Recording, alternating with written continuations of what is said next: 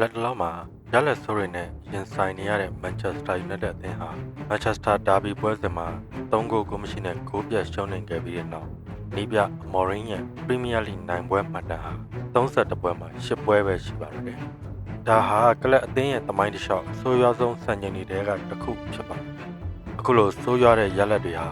နီးပြရဲ့နီးစနစ်ကြောင့်လားကစားသမားတူးချင်းစီရဲ့အမှားတွေကြောင့်လားဒါမှမဟုတ် Manchester City ရဲ့စွမ်းဆောင်ရည်ကြောင့်လားဆိုတာကိုဒီဗီဒီယိုမှာသုံးသပ်တင်ဆက်ပေးသွားမှာဖြစ်ပါတယ်။နီးပြ Pep Guardiola ရဲ့ Manchester City အသင်းဟာ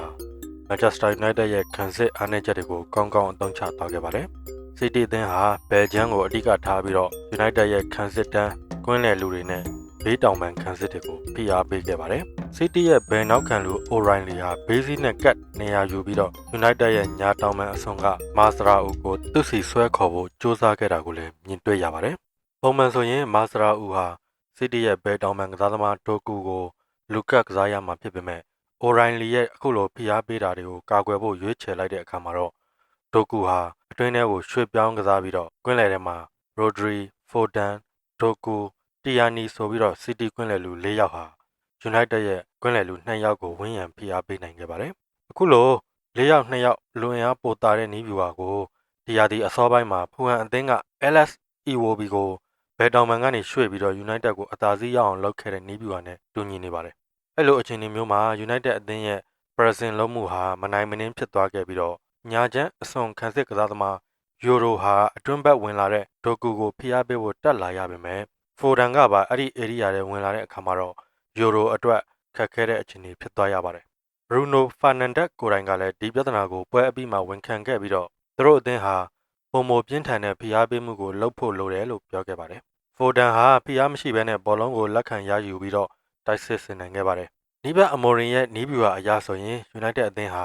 ကွင်းလယ်မှာအင်အားနည်းနေခဲ့မယ်ဆိုရင်သူ့ရဲ့ဘေးဘက်အစွန်နောက်ခံလူတွေကရှေ့ကိုထွက်ပြီးတော့ဖိအားပေးဖို့တောင်းဆိုထားတာဖြစ်ပေမဲ့လူရှော့ဟာတီယာနီကိုလူကတ်ထားရတဲ့အတွက်စီတီယာဒိုကူကလွတ်နေခဲ့ပါတယ်ဒီလိုနဲ့ဒိုကူဟာဘောလုံးကိုလှက်ပတ်မောင်းနှင်သွားနိုင်ခဲ့ပြီးတော့ပထမဂိုးအတွက်ဖန်တီးပေးနိုင်ခဲ့ပါတယ်မန်ချက်စတာစီးတီးရဲ့ပထမဆုံးဂိုးမှာ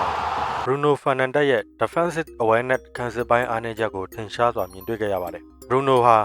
အမိုရင်ရဲ့စနစ်ထဲမှာဆိုရင်လောအားနှုံးဓာတ်ရိုက်ပေးပို့မှုနဲ့ကစားကွက်ပြောင်းလဲနိုင်တဲ့အရေးချင်းတွေအတွက်ကစားနေရတာဖြစ်ပေမဲ့သူ့ရဲ့ငကိုမူရင်းဗီဇကွင်းလယ်တိုက်စစ်ကစားတဲ့စိတ်ကခံစစ်ပိုင်းဆိုင်ရာမှာတော့အားနည်းနေပါတယ်။သူဟာဖူဟန်နဲ့ပွဲစဉ်တုန်းကလည်း Smith Rowe ရဲ့ဂိုးအတွက်အခုလိုအမှားမျိုးကျူးလွန်ခဲ့ပူးပါတယ်။ဒါဟာအမိုရင်ကကမ္ဘာအကောင်းဆုံးနံပါတ်10ကစားသမားတွေထဲကတစ်ယောက်ဖြစ်တဲ့ဘရူနိုဖာနန်ဒက်ကိုသူ့ရဲ့အားသာချက်နဲ့မကိုက်ညီတဲ့နေရာမှာအသုံးပြုနေတယ်ဆိုတာကိုပြသနေတာပါ။ဒါပေမဲ့လည်းမန်စီးတီးနဲ့ပွဲမှာဆိုရင်ဘရူနိုရဲ့ကစားပုံအချို့ကတော့အလွန်ကောင်းမွန်ခဲ့တယ်ဆိုတာကတော့ညင်းမရပါဘူး။သူ့ကိုအဲ့ဒီနေရာမှာထားကစားတာဟာလုံးဝအတိတ်ပဲမရှိတဲ့စိတ်ကူးတော့လည်းမဟုတ်ပါဘူး။အနောက်ကနေသူ့ရဲ့ပေးပို့မှုတွေဟာရှေ့တန်းကိုပြေးထွက်သွားတဲ့တိုက်စစ်ကစားသမားတွေအတွက်အလွန်ကောင်းမွန်တာကြောင့်ပါ။ဒါအပြင်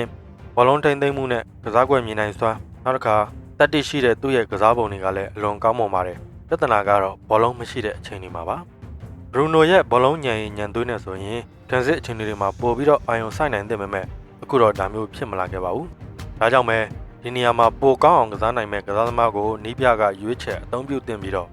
ဘရူနိုကိုတော့သူ့ရဲ့အားသာချက်ဖြစ်တဲ့ကွင်းလယ်နံပါတ်10နေရာမှာအသုံးပြုတာကမှန်ကန်တဲ့ရွေးချယ်မှုပါ။တစ်ဖက်မှာတော့ City ရဲ့ Pep Guardiola ဟာသူ့ရဲ့ဘောလုံးဒသနာကိုဆက်လက်ထိန်းသိမ်းထားပြီးတော့ကစားသမားတွေရဲ့အားသာချက်ကိုအသုံးချပြီးအားနည်းချက်တွေကိုရှော့ချဖို့အတွက်သူ့ရဲ့စနစ်ကိုလိုက်လျောညီထွေဖြစ်အောင်အမြဲလုပ်လို့ရှိပါတယ်။ဒါပေမဲ့အမိုရင်ကတော့သူ့ရဲ့ philosophy ကိုမပြောင်းလဲဘူးလို့ပွဲအပြီးမှာပြောခဲ့ပါတယ်။ဒါဟာ United ရဲ့ပြဿနာတွေဟာ